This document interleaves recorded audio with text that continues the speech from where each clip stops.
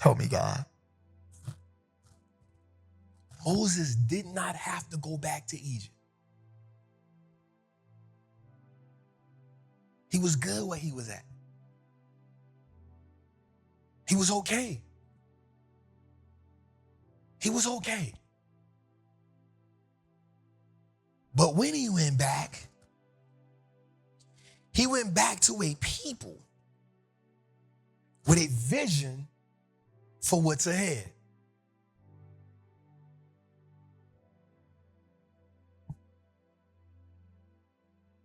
When the people made an exodus, Jose, watch this, Jose, they took with them enough to sustain them for generations. They took enough with them. They took enough with them. So what that's telling me, Jose, is God would not send us somewhere unprepared. You know, I gotta make it biblical for a second, right? Watch this. Proverbs 22:3 says this: the prudent see danger and take refuge, but the simple keep going and pay the penalty. Okay, let's say it again. Let's say it again. Proverbs, watch how we bring this. This is gonna be so good, Jose. Watch this. The prudent, keyword, prudent, meaning seeing and being able to make choices or care for the future. Prudent. The prudent see danger, take refuge. Okay, let me ask y'all a question. If we know that money answered all things, why don't we have a financial shelter that we can seek refuge in?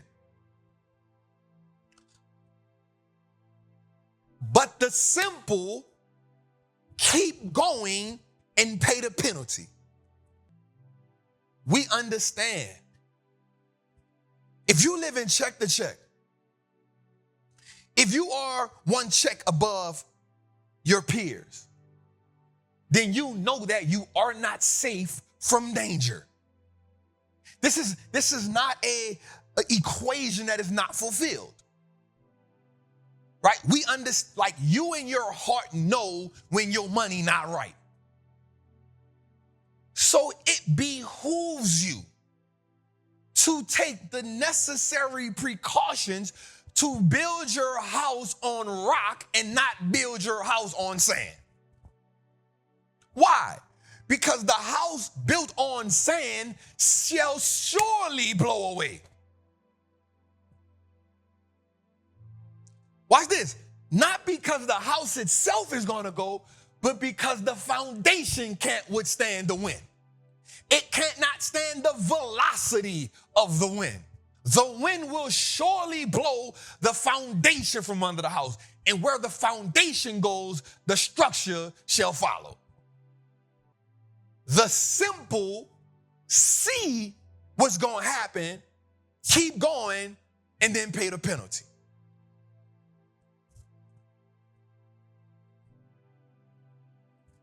Surely we see that this economy is not designed for the lower and middle class to succeed. Yep, they saying it's a 2-year bear market, but it doesn't look like that in the workforce. It doesn't look like that with people with the hospitality jobs. It doesn't look like that for people who working in McDonald's. It doesn't look like that for the people working at Walmart. It doesn't look like that for the people that's working at Home Depot. It doesn't look like that for people that's working in the call centers. It doesn't look like that for the people who are janitors. It doesn't look like that for the people who are bagging groceries. It doesn't look like that for the people that's doing Uber. It doesn't look like that for the people that's working at Domino's. It doesn't look like a 2-year bull market for the person that's working 2 and 3 jobs. It doesn't look like that. So surely we see what's going, and if we don't have financial shelter, where can we seek refuge at?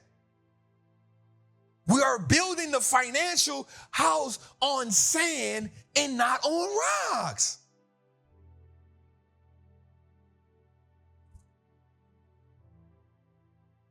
These are the unnecessary damage that we are taking on the journey. Why? Because the media has, watch this, Jose, the media has showed us so many highlight reels, we are now judging our progress to somebody else's preview. Unnecessary damage on the journey.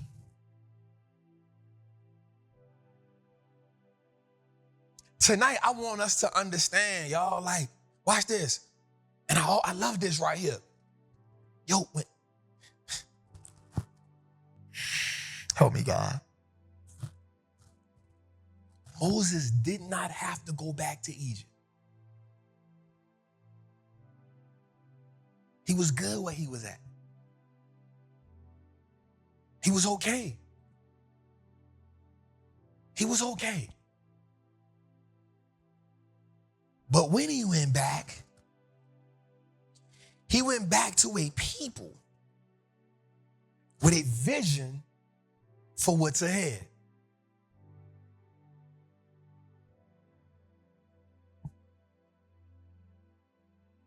When the people made an exodus, Jose,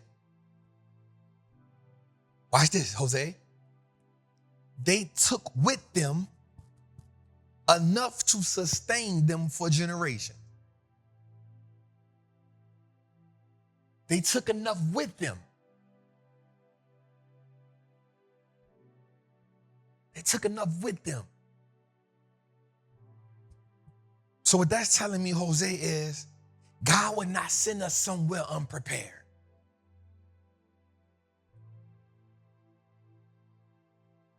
That's telling me that when God says go this way, he will not send us to an exodus unprepared. But here's what happened on the journey, Jose. Here's what happened. On the journey to the land that was promised to them, they took the things that God gave them to set up in the promised land.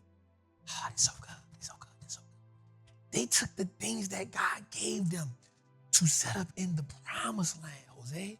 They were supposed to hold that. They didn't need that in the desert.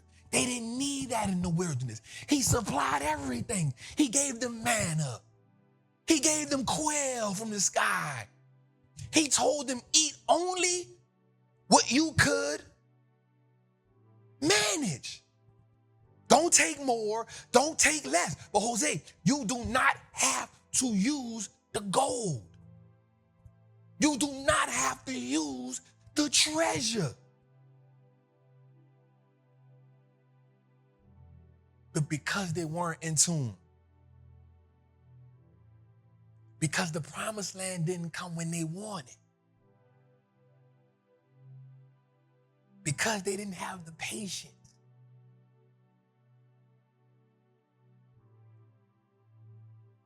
they got unnecessary damage by creating golden calves. They got unnecessary turmoil. They got unnecessary chastisement, unnecessary anger, unnecessary wrath.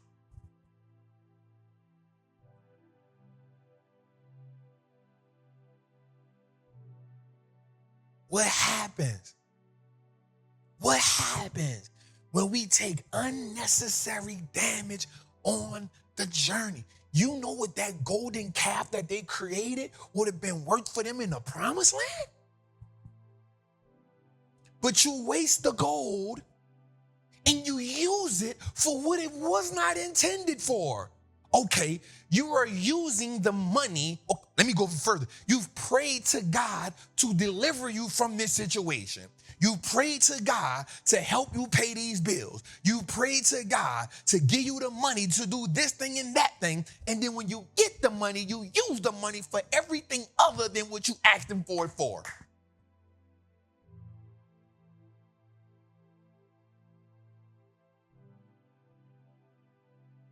What happens? Because God ain't never told us be broke. He gives us the ability to produce wealth, but he also tells us the diligent hand builds wealth. The lazy hand builds for poverty. So watch this. We are in poverty not because God hasn't given us what's necessary. We are in poverty because our hands are lazy and they are not diligent.